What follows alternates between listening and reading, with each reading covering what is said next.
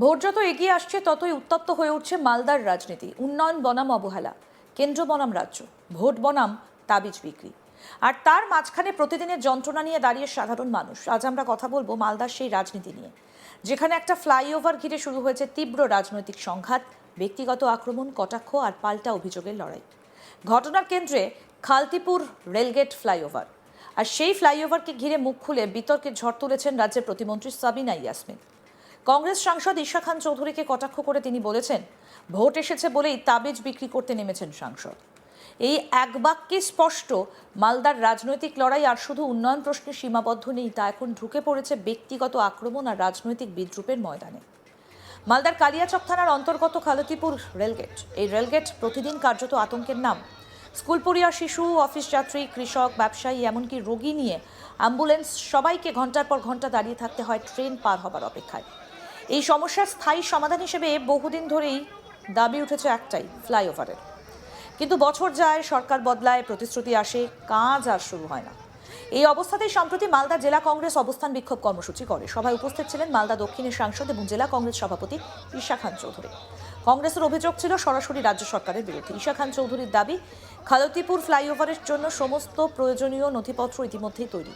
কেন্দ্রীয় সরকার নাকি অর্থ বরাদ্দ করতেও রাজি, কিন্তু শুধু রাজ্য সরকারের পক্ষ থেকে এনওসি না দেওয়ার কারণেই আটকে রয়েছে কাজ। ঈশা খান চৌধুরীর বক্তব্যে বারবার উঠে আসে সাধারণ মানুষের দুর্ভোগের কথা। তিনি বলেন, রাজ্য সরকার যদি আজই এনওসি দেয়, কাল থেকেই কাজ শুরু হতে পারে। তার অভিযোগ, এটা প্রশাসনিক জটিলতা নয়, এটা রাজনৈতিক অনীহা। এই দাবিকে সামনে রেখেই কংগ্রেস জানিয়ে দেয়, দাবি না মানা হলে আন্দোলন চলবে। সাধারণ মানুষের স্বার্থে চাপ বাড়ানো হবে প্রশাসনের ওপর। কি বলেছেন কংগ্রেস সাংসদ ঈশা খান চৌধুরী, শুনবো। কঠিন জায়গা আছে, একটা হচ্ছে আমাদের কালিয়াচক কলেজ আর একটা হচ্ছে আমাদের হসপিটাল, সরকারি হসপিটাল। এখানে বিভিন্ন মানুষ ইংলিশ বাজার থেকে, মথাবাড়ি থেকে ওরা এই রাস্তা ইউজ করে। এখানে যদি রেল ওভারব্রিজ হতো তাহলে ওদের সমস্যা হতো না। এখানে এমন হয়েছে পেশেন্ট মারা গেছে ওয়েট করতে করতে। তো এটা খুব অন্যায় ব্যাপার। লক্ষ লক্ষ মানুষ এখানে ব্লক হয়ে যায় জ্যামের জন্য, স্টুডেন্টরা, পেশেন্টরা, এমনি সাধারণ মানুষরা। এই দাবি অনেক দিনকার দাবি। আমার বাবা দালুবাবু অনেক দিন থেকে এটা নিয়ে উনি কেন্দ্র সরকার, রাজ্য সরকার বলেছেন। তারপরে আমাদের রাজ্য সরকার কিন্তু এখানে কেন্দ্র রাজ্য দুটো সরকারের টাকা দিবার কথা ছিল, রাজ্য সরকার রাজি হয়নি টাকার জন্য। 2023 সালে লিখে দিয়েছে আমরা টাকা দিব না। তারপরে আমি গেছি কেন্দ্রমন্ত্রীর কাছে যে আপনাকে এই গেটটা আপনাকে ফুল টাকা দিতে হবে, আর যে যদি কোনো জমির সমস্যা হয় ওটা একটা সমস্যা হতে পারেন। উনি বলেন ঠিক আছে, আমি কথা দিচ্ছি 100% টাকা দিব, 50% না 100%। এক আর দুই, সেকেন্ড জিনিস, এই দুটো অ্যালাইনমেন্ট দিয়েছেন। তো দুটো অ্যালাইনমেন্ট দিবার পর আমি এটা মুখের কথা। আর সাবিনা ইয়াসমিন বারবার বলছে কোনো প্রমাণ নেই, কোনো কিছু নেই। এখানে পুরো প্রমাণ আছে, রেল অফিসারের নাম্বার পর্যন্ত। সাবিনা ইয়াসমিন ফোন করুক না, একে হিমান কুমার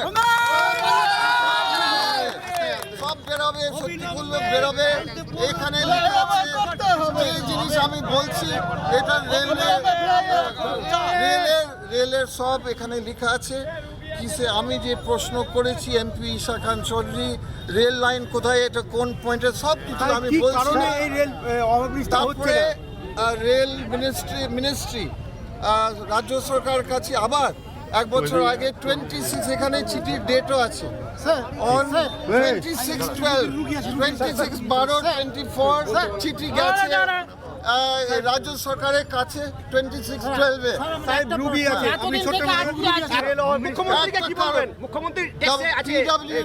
পিডব্লিউডি বলল যে আমরা স্টাডি করছি।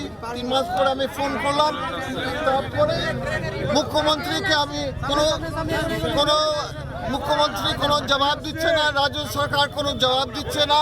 আর আমাদের মালদা যে টিএমসি আছে ওরা মিথ্যা বলছে যে আমরা কিছু জানি না।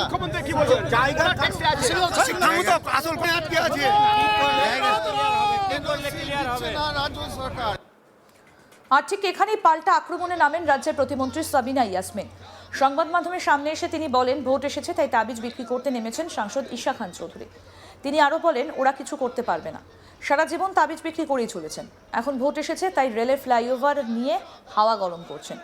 এই মন্তব্য ঘিরে শুরু হয়েছে প্রবল বিতর্ক। প্রশ্ন উঠছে, এটা কি শুধুই রাজনৈতিক পাল্টা জবাব, নাকি উন্নয়ন ইস্যু থেকে নজর ঘোরানোর চেষ্টা? সাবিনা ইয়াসমিন এখানেই থামেননি। তিনি আরও বলেন, রেলমন্ত্রী যদি সত্যি রাজ্য সরকারের কাছে এনওসি চেয়ে থাকেন, তাহলে সেই কাগজ দেখানো হোক। তার দাবি, এনওসি নিয়ে কংগ্রেস বিভ্রান্তি ছড়াচ্ছে। সব থেকে গুরুত্বপূর্ণ কথা, সাবিনা ইয়াসমিন বলছেন, মুখ্যমন্ত্রীর কাছ থেকে এনওসি নিয়ে দেওয়ার দায়িত্ব আমার। কি বলেছেন তিনি, শুনবো। আমার মনে হচ্ছে যে সামনে মনে হয় ভোট এসছে, তার জন্য ওনার মনে পড়েছে যে এখানে রেলগেট নিয়ে একটু বিক্ষোভ দেখাতে হবে, তবেই যদি হালে পানি পাওয়া যায়। কারণ নিজেরা তো কোনো কিছু করতে পারেন না, একটা তাবিজ বিক্রি করেই সারা জীবন চলে, ওনাদের করার কোনো ক্ষমতা নেই। আমি টিল নাও এখনও বলছি যে যদি স্টেট গভর্নমেন্টের কাছে অ্যাপ্রুভড করে, তারা যদি স্টেট গভর্নমেন্টের সিস্টেম আছে, স্টেট গভর্নমেন্টের কাছে জায়গা চাইতে হবে, সেই কাগজটা দিক। আমি দায়িত্ব নিয়ে বলছি যে সেটা নিয়ে অনারেবল সিএমের কাছে আমি কথা বলবো। জায়গা চেয়ে চিঠি দিয়েছে, ওনাকে জিজ্ঞেস করুন যে জায়গা চেয়ে রেল ডিপার্টমেন্ট কি চিঠি চেয়েছে, সেই চিঠিটা লাগবে। অনেক দিন থেকেই শুনছি হবে হবে হবে, সেটা তো আমিও জানি। আমিও গেছিলাম, ডেপুটেশন দিয়ে এসেছিলাম ডিআরএমকে, আমাকেও বলা হয়েছিল যে এটা কাজটা হবে, কিন্তু অর্থ বরাদ্দ এখনো পর্যন্ত হয়নি। এটা আমি দায়িত্ব নিয়ে আপনাকে বলতে পারি। রেল ডিপার্টমেন্ট এখনো পর্যন্ত অর্থ বরাদ্দ করেনি। যদি অর্থ বরাদ্দ করে থাকে এবং সিএমের কাছে যদি জায়গা চেয়ে থাকে, এই দুটো জিনিস যদি করে থাকে, আমি সাবিনা ইয়াসমিন বলছি, আমি সিএমকে বলে জায়গা দিব। কিন্তু হাওয়াতে বললে তো হবে না, জায়গা তো চাইতে হবে সিএমের কাছে। সেই চিঠি কোথায়?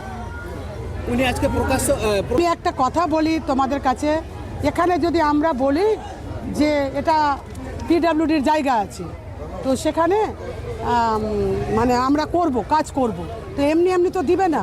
তাকে পুরো প্ল্যান করে দিয়ে সমস্ত টাকা অ্যালটমেন্ট করতে হবে, তাকে বাজেটে বরাদ্দ করতে হবে, রেল ডিপার্টমেন্টকে বাজেটে বরাদ্দ করতে হবে। তারা চিঠি চাইবে, আমি ওর চিঠিও চাই না, এটা তো আমিও দিয়েছি চিঠি। ওই চিঠিটা আমি চাই যে ল্যান্ড চেয়ে মমতা ব্যানার্জির কাছে রেল ডিপার্টমেন্ট চিঠি করেছে, সেই চিঠি আমি চাইবো, তবে করতে পারবো। উল্টো পাল্টা বললে হবে না। আসলে এরা এমপি হয়ে গেছে, দীর্ঘদিন ধরে আছে, কিন্তু অ্যাডমিনিস্ট্রেশনের কাজ একটু কম বুঝে না। আপনাদের কথা হিসেবে আর এখানেই উঠছে বড় প্রশ্ন, যদি এনওসি দেবার দায়িত্ব তারই থাকে, তাহলে এতদিন ধরে কাজ শুরু হলো না কেন? তাহলে কি রাজ্য সরকারই এই প্রকল্প আটকে রেখেছে, নাকি কেন্দ্র রাজ্যের মধ্যে সমন্বয়ের অভাব? এই প্রশ্নগুলোর স্পষ্ট উত্তর এখনো মেলেনি। রাজনৈতিক বিশ্লেষকদের মতে এই ফ্লাইওভার বিতর্ক আসলে পশ্চিমবঙ্গের চিরাচরিত কেন্দ্র রাজ্য সংঘাতেরই আরেক অধ্যায়। একদিকে কংগ্রেস বলছে কেন্দ্র টাকা দিতে রাজি, রাজ্য আটকে রেখেছে। অন্যদিকে রাজ্য সরকার বলছে কেন্দ্র বা কংগ্রেস মিথ্যে প্রচার করছে, এনওসি চাবার প্রক্রিয়াই শুরু হয়নি। আর এই দড়িটানাটানির মধ্যে পড়ে থাকছেন সাধারণ মানুষ। আরও আপডেট পেতে দেখতে থাকুন আজ তাক বাংলা। সাবস্ক্রাইব করুন, নোটিফিকেশন পেতে বেল বাটন অপশন প্রেস করুন।